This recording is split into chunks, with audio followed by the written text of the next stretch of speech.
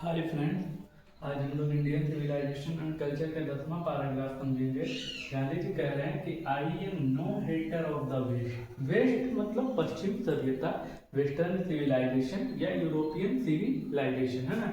तो हेटर का मतलब विरोधी होता है, ठीक है। तो कह रहे हैं कि I am no hater of the west, मैं पश्चिम का विरोधी नहीं हूँ, यानी मैं उसका विरोध नहीं करता हूँ। I am thankful to the west, मैं पश्चिम का आभारी हूँ, मैं पश्चिम का शुक्रगुजार हूँ। फॉर मेनी ए थिंग, कई चीजों के लिए। गांधी जी क्या कह रहे हैं कि मैं पश्चिम का विरोधी नहीं हूँ, बल्कि मैं उसका शुक्रगुजार हूँ कई चीजों के लिए। आई हैव लर्न, मैंने सीखा है, फ्रॉम वेस्टर्न सिविलाइजेशन, पश्चिम की सभ्यता पे मैंने बहुत कुछ सीखा है।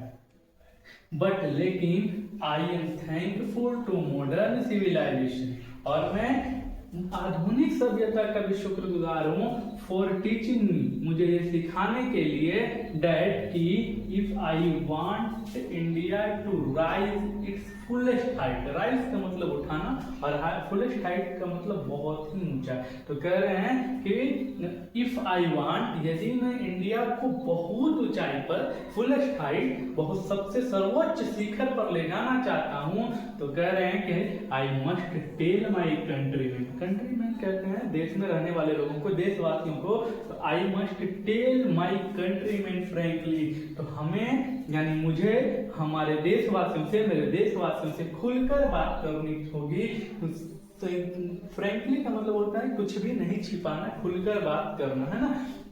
तो I must tell my countryman frankly, मुझे अब मेरे देशवासियों से क्या करना होगा, खुलकर बात करनी होगी या खुलकर बात करनी चाहिए। कि दैट की आफ्टर ईयर्स एंड ईयर्स, वर्षों और वर्षों ऑफ एक्सपीरियंस के अनुभव के बाद, वर्षों और वर्षों यानी कई वर्षों के अनुभव के बाद, किन चीजों का अनुभव, ऑफ मॉडर्न सिविलाइजेशन, आधुनिक सभ्यता के कई वर्षों के एक्सपीरियंस के बाद, I have learn one lesson from it, मैंने इससे एक पाठ सीखा है। और वो क्या सीखा है, एंड और डैट की इज डैट वी मस्ट शन इट ऑल कॉस्ट। शन का मतलब होता है कीप अवे, दूर रखना, और ऑल कॉस्ट का मतलब होता है किसी भी कीमत पर। तो बोल रहे हैं कि मैंने इससे बहुत सारे एक्सपीरियंस के बाद, वर्षों और वर्षों के एक्सपीरियंस के बाद, मैंने एक बात सीखी है। क्या सीखी है, कि हमें किसी भी हाल में, किसी भी कीमत पे मॉडर्न सिविलाइजेशन से दूर रहना चाहिए। यानी कि 10वां पैराग्राफ में गांधी जी ये समझाने की कोशिश कर रहे हैं कि मैं पश्चिम यानी यूरोपियन सिविलाइजेशन का दुश्मन नहीं हूँ, बल्कि मैं उसका शुक्रगुजार हूँ, क्योंकि मैंने उससे ये सीखा है कि हमें, भारत को अगर सबसे ज्यादा ऊंचाई पर यानी सबसे ज्यादा तरक्की करवानी है, तो हमें सबसे पहले अपने देशवासियों से खुलकर बात करनी चाहिए। और हमने मॉडर्न सिविलाइजेशन के वर्षों और वर्षों एक्सपीरियंस के बाद ये पाया कि ये हमारे लिए सही नहीं है मॉडर्न सिविलाइजेशन। तो किसी भी कीमत पर हमें 11 नंबर पैराग्राफ हम समझते हैं। कह रहे हैं Gandhi ji, what is that modern civilisation, आखिर ये आधुनिक सभ्यता क्या है, मॉडर्न सिविलाइजेशन क्या है। तो हम लोग दो तरह की सिविलाइजेशन की बात करते हैं, एक मॉडर्न सिविलाइजेशन और दूसरा एंशिएंट सिविलाइजेशन। मॉडर्न सिविलाइजेशन जो आधुनिक सभ्यता है, वो हमारा वेस्टर्न सिविलाइजेशन या फिर यूरोपियन सिविलाइजेशन को डिनोट करता है, जबकि एंशिएंट सिविलाइजेशन जो है वो इंडियन सिविलाइजेशन से बिलोंग करती है ना। तो कह रहे हैं कि what is that modern civilisation, आधुनिक सभ्यता क्या है। तो it is the worship of the material. Material का मतलब पदार्थ और वर्शिप का मतलब पूजा। तो यह किसकी पूजा है, पदार्थों की पूजा है। एक क्वेश्चन भी आता है कि व्हाट इज मॉडर्न सिविलाइजेशन। अगर हमसे ये पूछा जाए कि व्हाट इज मॉडर्न सिविलाइजेशन, तो हम लोग जवाब में देंगे कि modern civilisation is the worship of the material, यानी कि मॉडर्न सिविलाइजेशन जो है वो पदार्थों की क्या है, पूजा है। It is the worship of the brute in us. Brute का मतलब हैवान या पशुता। तो कह रहे या हमारे अंदर रहने वाली पशुता की पूजा है, हैवानियत की पूजा है।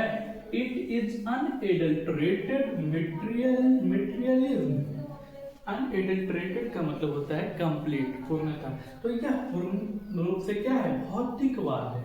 यह क्या है? भौतिक पदार्थ क्या है? एक भौतिक है। भौतिक किसको कहते हैं? इसको हम टच कर सकते हैं, है ना, देख सकते हैं, है ना। तो it is the worship of the brute in us, it is unadulterated materialism. यह क्या है? पूर्णता, कंप्लीटली रूप से क्या है? भौतिकवाद है।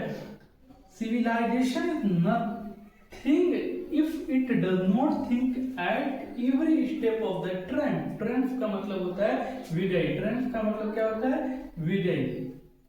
ट्रेंड का मतलब विजयी होता है। विजयी कहते हैं हर्ष उल्लास मनाने वाले को, यानी कि जो कंप्लीटली रूप से क्या हो, जीतने के बाद जो खुशी मनाई जाती है उसको हम ट्रेंड कहते हैं। तो कह रहे हैं कि जो सभ्यता है कुछ भी नहीं है। कौन सभ्यता? भौतिकवाद की सभ्यता कुछ भी नहीं है। If it does not think at every step, यदि हम प्रत्येक कदम पर of the trend of the material civilisation, भौतिक सभ्यता की जीत की खुशी अगर हम नहीं मनाए हर एक कदम पर, तो उसके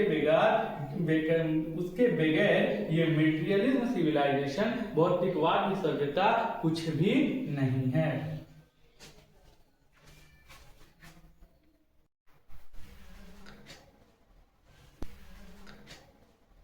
इंडियन सिविलाइजेशन एंड कल्चर का 12वां पैराग्राफ देखते हैं। गांधी जी कह रहे हैं it is perhaps unnecessary. Perhaps का मतलब शायद, और अननेसेसरी का मतलब अनावश्यक। नेसेसरी का मतलब जरूरत या आवश्यक, और अननेसेसरी का मतलब अनावश्यक। कह रहे इट इज परहैप्स अननेसेसरी, यह शायद अनावश्यक है, इफ नॉट यूजलेस, यदि बेकार नहीं। अनावश्यक है यदि बेकार नहीं। टू वे, वे का मतलब वजन, मापना, तौलना, वेट से लिया गया है ना, weigh the merits of the two civilisation. Merits का मतलब योग्यता, है ना, उसकी खासियत हो, उसकी बुराइयां हो, उसकी अच्छाइयां हो, इन दोनों को कंपैरिजन करके हम लोग क्या बनाते हैं? एक मेरिट तैयार करते हैं। उसी तरह कह रहे हैं कि to weigh the merits of the two civilisation, दो सभ्यताओं के बीच उनके गुणों को क्या करना? उनके गुणों और दोषों को कंपैरिजन करना, मापना या तौलना शायद अनावश्यक है लेकिन बेकार नहीं। इट इज लाइकली दैट, यह वैसा ही है जैसा कि द वेस्ट हैज इवॉल्व्ड, पश्चिम, पश्चिम से यानी पश्चिम की सभ्यता ने विकसित किया है ए सिविलाइजेशन, एक सभ्यता सूटेड टू इट्स क्लाइमेट, जो इसके जलवायु, क्लाइमेट का मतलब जलवायु, एंड सराउंडिंग, और उसके परिवेश के अनुकूल है। उसके जलवायु और उसके परिवेश का अनुकूल है, योग्य है। यानी गांधी जी ये कह रहे हैं कि पश्चिम की जो सभ्यता है, जो सभ्यता उन लोगों ने बनाई है, वो उनके अनुसार है ना, उनके परिवेश के अनुसार है, उनके जलवायु के अनुसार है। एंड और सिमिलरली, इसी तरह वी हैव सिविलाइजेशन, जो हमारे पास सभ्यता है, जो हमारी सभ्यता है, सूटेड टू आवर कंडीशन, वो हमारी स्थिति के अनुकूल है ना। यानी कि उसकी सभ्यता उसके लिए अच्छी है और हमारी सभ्यता हमारे लिए अच्छी है। एंड और both are good in their own respective sphere, और दोनों की दोनों सभ्यताएं अपने अपने क्षेत्रों में अच्छी है ना। यानी कि बुरी नहीं कह रहे कि वेस्टर्न सिविलाइजेशन जो है वो बुरी नहीं है, बल्कि वो अपने कंडीशन, अपने सराउंडिंग, अपने क्लाइमेट के अनुसार वो सही है, और हमारी जो सभ्यता है वो हमारे कंडीशन के अनुसार सही है। यानी कि हम अगर उनकी सभ्यताओं को अपनाने की कोशिश करेंगे तो ये हमारे लिए खराब है, बल्कि ये सही नहीं है। लेकिन दोनों जो सिविलाइजेशन है वो अपने अपने रिस्पेक्टिव स्फीयर में, अपने अपने क्षेत्रों में क्या है? अच्छे हैं।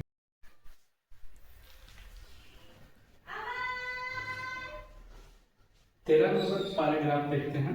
कह रहे हैं कि the distinguishing characteristics of modern civilisation, यानी कि आधुनिक सभ्यता का विशिष्ट गुण। डिस्टिंग्विशिंग का मतलब होता है विशिष्ट, यानी कि विभेद करना, एक दो लोगों के बीच में जो डिफरेंस को बताए उस टाइप से डिस्टिंग्विशिंग होता है। कह रहा है कि the distinguishing characteristic of modern civilisation, आधुनिक सभ्यता का खास गुण यह है कि is an indefinite multiplicity of human wants, want का मतलब इच्छाएं, मल्टीप्लिसिटी का मतलब गुणोत्तर, बहुलता, यानी कि जो हमारे में वृद्धि करता हो, है ना।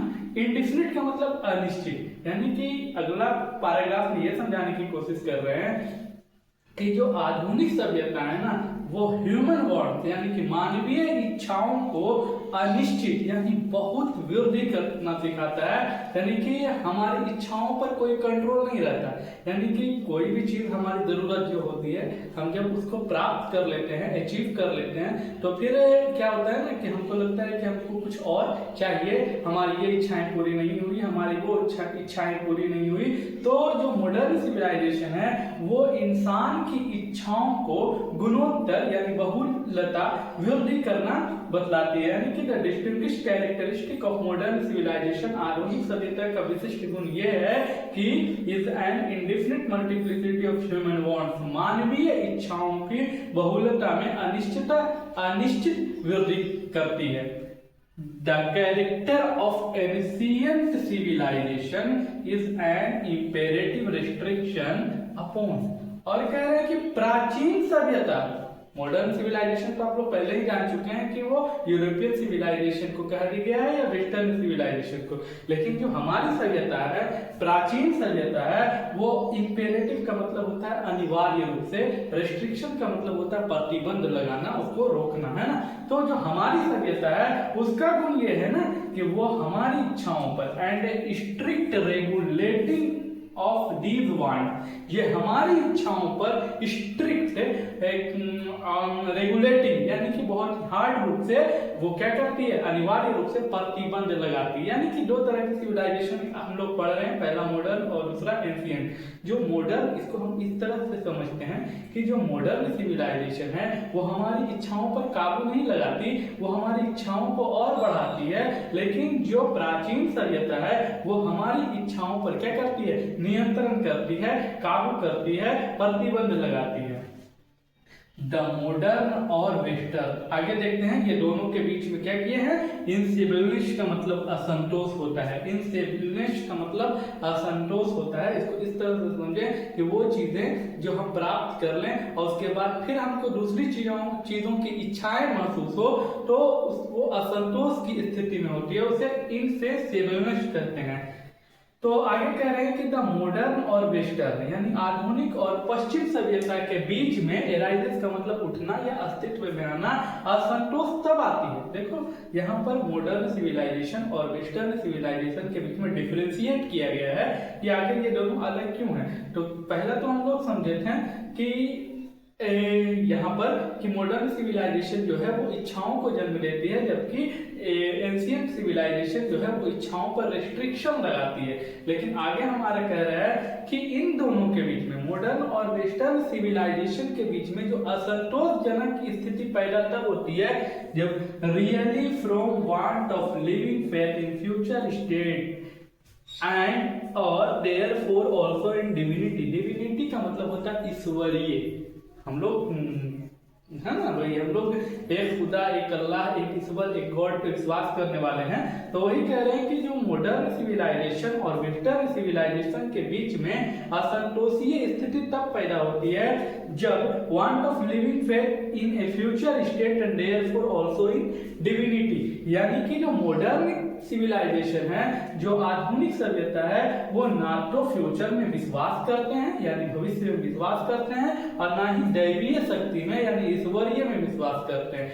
यानी कि जो मॉडर्न सिविलाइजेशन है, वेस्टर्न सिविलाइजेशन है, जो यूरोप के लोगों की जो सभ्यता है, वो ईश्वर पे विश्वास नहीं करते हैं, है ना, और ना ही फ्यूचर पे विश्वास करते हैं। जिस तरह से हम लोगों का फ्यूचर पे विश्वास है, मतलब फ्यूचर का मतलब हो गया कि मरने के बाद हमारे साथ क्या होगा, हम अपने कर्मों के हिसाब से नरक में जाएंगे यानी जहन्नुम में जाएंगे, स्वर्ग में जाएंगे यानी कि जन्नत में जाएंगे, है ना। तो हमारा वही है कि वो लोग दैवीय शक्ति पर यानी कि ईश्वरीय शक्ति पर और फ्यूचर पर, भविष्य में वो लोग विश्वास नहीं करते हैं, बल्कि आगे कह रहा है कि द रिस्ट्रेंट का मतलब संयम ऑफ एंशियंट और ईस्टर्न सिविलाइजेशन। ईस्टर्न सिविलाइजेशन का मतलब हो गया पूर्वी सभ्यता, यानी हमारी सभ्यता और प्राचीन, है ना।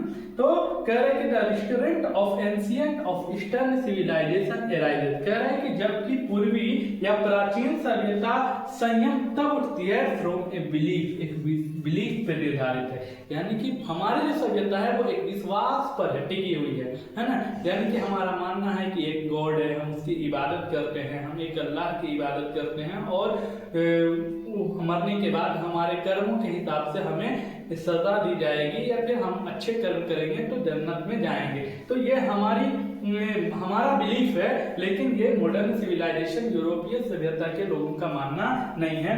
Often in spite of ourself, कह रहा है अक्सर हमारे बावजूद, in a future state and the existence of a divine power, divine power मतलब दैवीय शक्ति, यानी कि एक दैवीय शक्ति पर हमारा विश्वास है ना कि एक खुदा है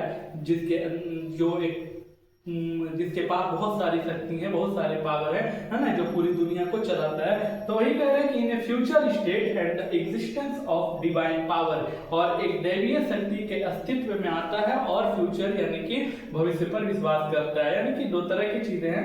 मॉडर्न सिविलाइजेशन जो है वो दैवीय शक्ति को नहीं मानता, वो फ्यूचर को नहीं मानता। यानी फ्यूचर कहने का मतलब है कि मरने के बाद हमारे साथ क्या होगा वो इन चीजों को नहीं मानता, लेकिन हमारा विश्वास एक गॉड पर है, दैवीय शक्ति पर है और हम उसमें विश्वास रखते हैं। इस पैराग्राफ में गांधी जी हमें यही समझाने की कोशिश कर रहे हैं।